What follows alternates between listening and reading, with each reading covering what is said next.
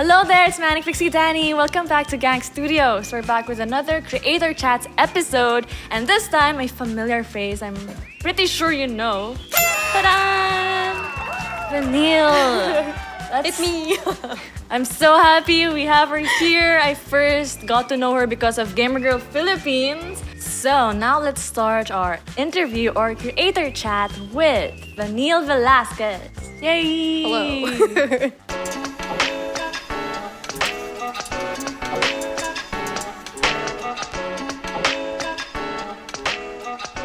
Before anything, I do want to share with you guys that she's also a content creator on Gank. Yes, I am.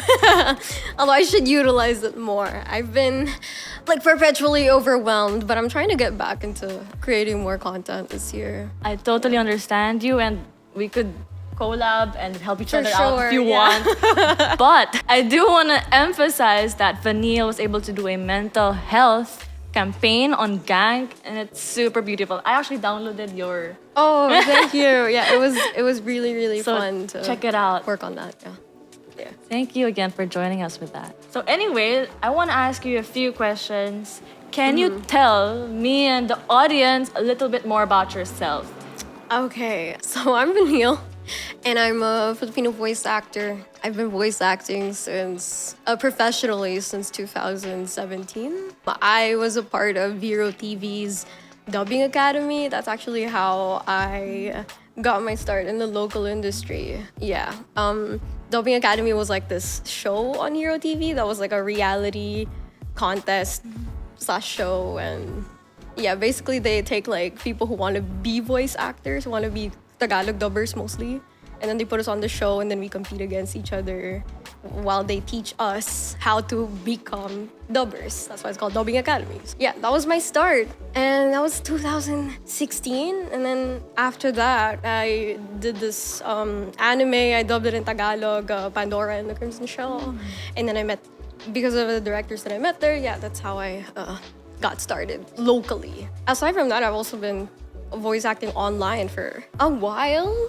Mostly on back then it was mostly indie stuff, indie games, indie animation. It wasn't really until recently, 2 years ago, when I started doing more bigger things from bigger studios that aren't just small indie studios. And yeah, now I'm here. Another thing I want to ask, what else do you do besides voice acting? As a profession or just for fun? Or For fun, For fun. creative hobby? Yeah, I like to sing. I play games. I actually play games. I don't just voice on them. Yeah. I like to watch a lot of those YouTube videos that are 40 minutes long, and they're just talking about this specific topic. Yeah, I do that. Kind of like Yeah. what we're doing right now. Yeah, podcast. yeah, exactly. There was this podcast I got super into because Grimes guested in it. I was so Yeah. glued. Yeah. I know what you mean. I feel you. So what about your voice actor inspirations, or maybe not voice actors, but who inspired you in general? I guess it's more of what inspired me, and then second lang yung who inspired me. Because I've always been a fan of animation and video games since forever. For as long as I can remember, I've been playing games on a PlayStation 1 and watching cartoons, and so I've always wanted to be a part of that. I guess I was 10 years old when I first discovered that there are people talking behind these characters, and I realized, that's really cool. I want to do that. Yeah, I guess it was really the medium itself that inspired me to want to be a part of it. And so when I finally learned there are people behind that, that's when I got to know these other voice actors. One of the voice actors who I would say was one of my biggest inspirations as a voice actor was Dante Basco, who plays Zuko in Avatar: The Last Airbender. Because back then, you didn't really know a lot of Filipino voice actors who were working in original animation. And at the time, it was just Dante Basco that I knew. So, And now you're one of them. Yay! That's so beautiful. I love your answer. Actually, I've also been a big fan of animation and video games, and I also wondered how I could be a part of it. But then, at the end of the day, there's things that you have to focus on, or Totally where you're meant to understand, be. yeah. And yeah, I'm sure a lot of Filipinos are proud of you. Oh, thank you. So I want to ask you a question more about voice acting. Can you tell us what is the process or thought process whenever you decide to voice a character a certain way? Like how I come up with the voice. Yes. I base it on, number one, if there's a photo of the character, I base it on that. Sometimes it's just very early concept art, but you make do with what you have. Sometimes there won't even be a photo. But if there's no photo, I go off of the description, whatever the client gives you, the personality. Sometimes they will actually specify how they want the character to sound. They'll say something like high or medium or low, which is very vague. But sometimes, So it's like R&B. yeah, sometimes we're really lucky. They will actually like list a reference of like how they of a specific character or a specific other voice actor to get like the vibe of how they want the character to sound. And when that's there, I take that into account. I don't necessarily imitate it, but I keep it in mind. I base it around that. I at least get the vibe from it, I guess. So yeah, it's a combination of the appearance of the character plus their personality and whatever else information is given to me, like where are they from? Will they have like this kind of accent or something like that? Yeah.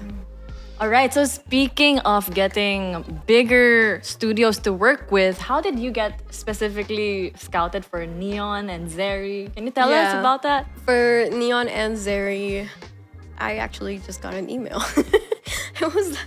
It was that easy. I just got contacted by this casting producer, and I was actually really curious how she found me too. So I was like, for me, it came out of nowhere. So I actually asked her how she found me, and she said that she looked up Filipino voice actor, and I was one of the people who showed up. So she checked out my stuff, like my website and my demos. She even mentioned an old podcast I did, but that's rare. Most of the time, I either go through public casting calls that I see on the internet, or because I'm part of like a private talent pool, then I get auditions directly from them. Sometimes it's a referral from a friend, but it's very, very rare to get something that big emailed to you directly when you have no connection with them. I think what we can get from this, besides she's very blessed, I want to emphasize with you guys as well, if you're starting out with your content creation or art career, it would be great if you start building your portfolio. She was found because she fixed her portfolio. She had a proper website showcasing everything, even an old podcast. Genius. Yeah, and you have to be visible. Like she found me because I had Filipino voice actor on my bio on social media. So you gotta keep in mind things like that make you searchable. And what's the term for it? Like SEO or something? I don't know. Now that we know your backstory, can you tell us a little bit more about, for example, challenges or maybe misconceptions about voice acting? I'm sure you get that a lot. Yeah, one of the things I get told about, it's like something that's like often commented on my like stuff is like people saying that I should like audition for Genshin Impact or something. So I think there's like this misconception of like how people can get an audition. So it's not something that you can just DM people and be like, can I audition for Genshin? Like it's not like message that. them. I wish it was that simple. I would message them if I could for her. I but wish no, it was that way. easy. Yeah, I guess that's a pretty common misconception, I guess, because people think, oh, she was with Riot Games, maybe she can contact the makers of Genshin Impact. But no, it's not that simple. That's not how the industry works. And also that voice acting is making different voices. I always hear from my mentors, in voice acting is small voice, big acting. Because it's more of acting using your voice. It's not manipulating your voice. Manipulating your voice and changing it is secondary to acting. You're acting first and foremost. So, yeah, I think that's one of the biggest misconceptions about voice acting. Because like when you tell someone that you're a voice acting, they'll usually be like, "Oh, can you do this voice or something?" And because people think that voice acting is voices or like making these funny voices, but it's acting first and foremost. So when I hear sometimes aspiring voice actors being worried that they can't change their voice or they think their voice isn't pretty enough. And the thing is, it doesn't matter. You have a voice, act with it. It doesn't really, like, the voice is really secondary. And there will always be a role for you, no matter how ugly you think your voice sounds. I totally can imagine what you're telling us about the misconceptions because it also works in different fields of art, right? And sometimes even they say that this isn't a real job. So Oh my gosh, yeah, can I add something about the misconception? go. About like, because we get paid by the hour, triggered right? Neon. I'm An hour. sorry. I know I'm so triggered because you said about the pay, and I'm like, yeah, I'm triggered because like people think that we're overpaid when we talk about like this is how much we make in an hour. But what they don't understand is that we're not working 9 to 5 jobs. We work for like 1 hour, 2 hours, 1 hour most of the time. And sometimes 4 hours. That's like the longest I've worked. And you would strain but- your voice if you work longer than that. Yeah. That's why the rate is higher. Because also, we can't keep using our voice. We're gonna lose it, and we have to. You're not also just paying for me reading a script. You're paying me for my skill. Like I invested my own time and money into being this skilled. So that's what you're paying for. Yeah, you could get some other person who can read, but will they be as skilled as someone who trained? I don't think so. So that's what you're paying for. So I hope you guys know your value as well. If you're gonna give your rates, whether it's voice acting, if you want to be a voice actor as well, or it's something else, don't forget. Well, this topic also leads to my other question. We're talking about pay, we're talking about jobs. Is this a real job? But how did you make this your full-time job?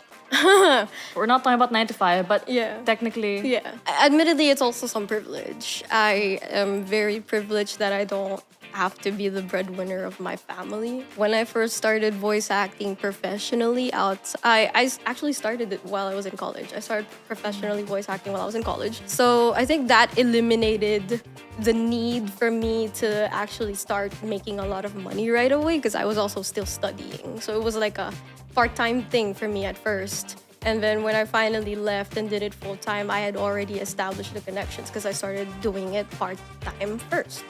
And yeah, I was just also lucky that my family never like required me to like pay any bills or whatever when I was starting out. I pay house bills now, but back then they never asked that of me, and I think I was just very lucky in that regard because other voice actors will have a day job.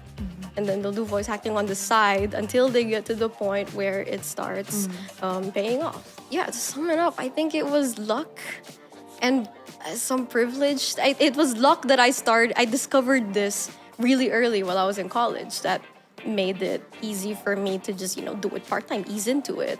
As opposed to other people who found out they like voice acting while they're already on their second job or while they already have a family that they need to raise. So I super appreciate that you talked about privilege or acknowledging privilege. But at the same time, I do want to credit you for your hard work.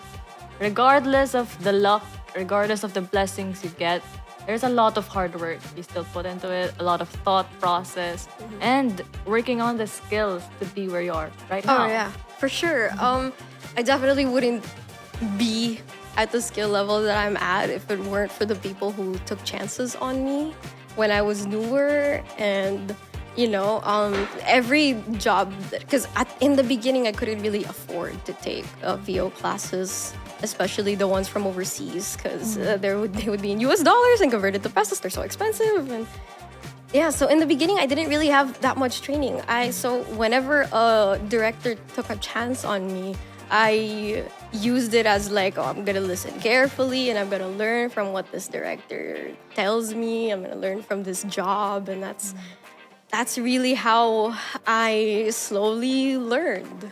And like I said, I think I came with a lot of privilege, and I feel very lucky for people who were there to help me. So it's something that I want to, I believe in paying it forward, for other people, and that's something that I want to do in the future. I'm figuring it out how I can do that. It got me curious since you talked about training. Do you have any plans or desires to maybe teach voice acting? I do. Actually, I That really gave do. me a I really want random to teach, idea. but because I think to be a teacher, you have to be a student first. So I'm taking a lot of classes right now. I'm also taking coaching. I don't think you will know how to teach unless you've also been like a student and experienced being on that other end. So that's what I'm doing right now. I super appreciate that because being a teacher, I super appreciate that you value being a student first. Yeah. Because you can't just, maybe kind of devalue the effort or how difficult it is to be a teacher. Exactly. So if you're a good student first, a good noodle, then that will be the time. Exactly. Because people think just because they're like really knowledgeable or about something that means they'll be a good teacher. But in my opinion, that's not necessarily true.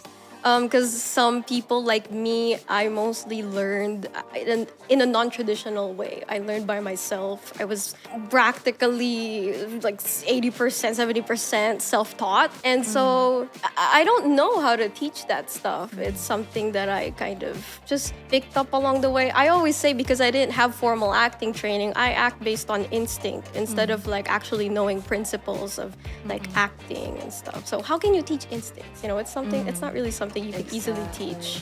So I think it would be irresponsible of me to start teaching classes without having learned all of that.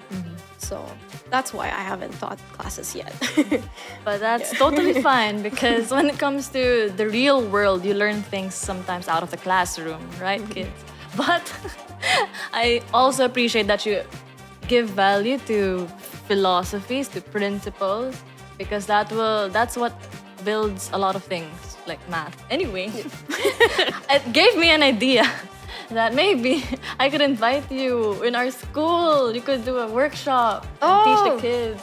They would super appreciate that. Yeah. But I'm so... we're gonna talk about this outside the interview. Yeah. I've actually guested at a couple schools online.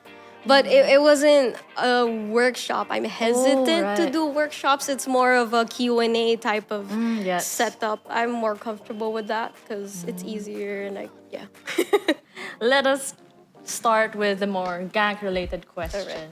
I want to ask you how Gank changed your perspective on your art form, voice acting, but also like content creation or artists earning in general. Yeah, I don't know if it's... I don't know how you will agree with me.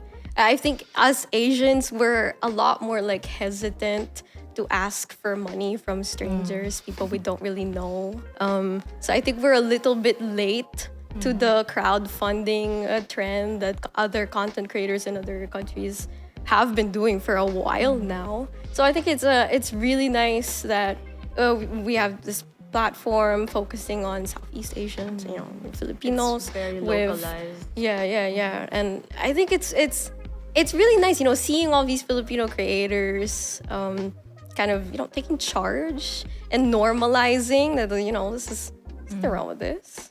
It's not shameful, So I really like that. Yeah. That's a really good point you brought up. I also want to thank you for mentioning crowdfunding, but besides crowdfunding, you can actually put your services on the platform. So for example, Vanille's voice acting, you could actually hire people like her on the platform. I don't know if you've tried previous apps before. Have you tried Ko-fi or Patreon? No, because I was one of those people who were like hesitant to ask for money on the internet. Yes, exactly. Yeah. That's why I said that, because it was me. I was so like, awkward. Yeah, I was like, is it okay? I feel guilty asking money from strangers. Yeah. That's how I felt before. So that's why I really think it's comforting seeing that. And yeah. I totally agree with you. So it's nothing to be ashamed of. But at the same time, you do not just ask for donations. Yeah, you could you also sell give them value. service, That's yeah. what I really love Yeah, that yeah, yeah. they're emphasizing. You can give something to them in return, and it'll inspire other people Yeah. in return. So, yay, ecosystem. I know you haven't fully dove into Gank yet or content creation as much yet, but I want to ask you, what's your favorite feature so far on the platform? Oh, I know. Yeah. It's that they accept Gcash. I hear that all the time. Because like Filipinos, not everyone has a credit card, not everyone has PayPal, and they're like, how can we pay for this? How can we support you? So And it's Yeah. really awkward if you would give your Gcash to a potential supporter. Like they would ask, "What's your Gcash? I want to support you." I don't want to give your number, man. Yeah, I don't yeah. want to give you my number. Exactly. You can have my Gank Yeah. page instead. Okay. And you can also see my portfolio and other works. So it's a win-win situation. yeah, I do like that too. Yeah. Yeah. Last but not the least, what is your advice for fellow content creators or aspiring voice actors, whether it's on Gank or in general as a career? Okay. Approach voice acting like any other profession. You know, it's not something that you could just jump into and then immediately get all this like nice projects, you know. It's like any other, like in a traditional profession, because we don't really think of like creative professions in the same way as quote unquote traditional jobs, like say a nurse, like or a doctor. Let's say doctor. Like they don't just like throw you in the emergency to perform like you're as a lead in surgery on like your first day, right? So you shouldn't expect that from a creative profession too. And voice acting is the same. You like any other job, you have to train for it, and you have to develop that skill, and you have to be very pleasant to work with. You know, don't, especially in this industry, in the entertainment industry, you have to be nice to people. Mostly everyone knows each other, and if word gets out that you're difficult to work with or you have an attitude, people will know. Word gets around, and they won't hire you. And it pays to be really pleasant and easy to work with, because this industry loves to refer people, and you don't have to ask, they will refer you to your next project just because they had fun working with you. So I like that you mentioned a soft skill. It's not just hard skills you work on, but as well as Yeah. your personality, how you manage with other people. But that doesn't mean you should let them abuse your kindness either, right? that's true. Don't you look, guys, I need you to understand, you can't just DM a voice actor and ask them to like refer you to certain people. Yeah, that's not how it works, okay? You can't expect to have a shortcut, I guess, and like bypass the whole like system. And it's kind of rude, you know. At least be friends with the person and be close enough before you ask for favors like that. Yeah. Or it could be at least an X deal, or you can give them value in return, right? So just be courteous. Anyway, what is your message for your fans? I have fans. You do. Hi friends. Fans is weird. I Supporters, guess believers, vanillers. social media followers. Hello. Thanks for watching / liking my stuff. I'm a very awkward person. Like I'm a voice actor because it's a profession where you deal with like the least people. Like I go to work and it's just me and the engineer. And the engineer is not even in the same room with me. He's outside talking to me through my headset. So I totally understand. yeah, so thank you for taking interest in my life, I guess. And yeah, please get used to the awkwardness. So before we end, I want to thank you again, Vanille, for joining us here today, because it's not only for Gank, but it's really for the community. And we love helping out other aspiring artists, content creators, and anything to make other people inspired again to keep going. Play her agent in Valorant. Please do. My brother doesn't even play my Oh. character. I have an ace with your character, okay? I Yay! love you, okay? I haven't. Okay. That is all. Bye! And see you next time.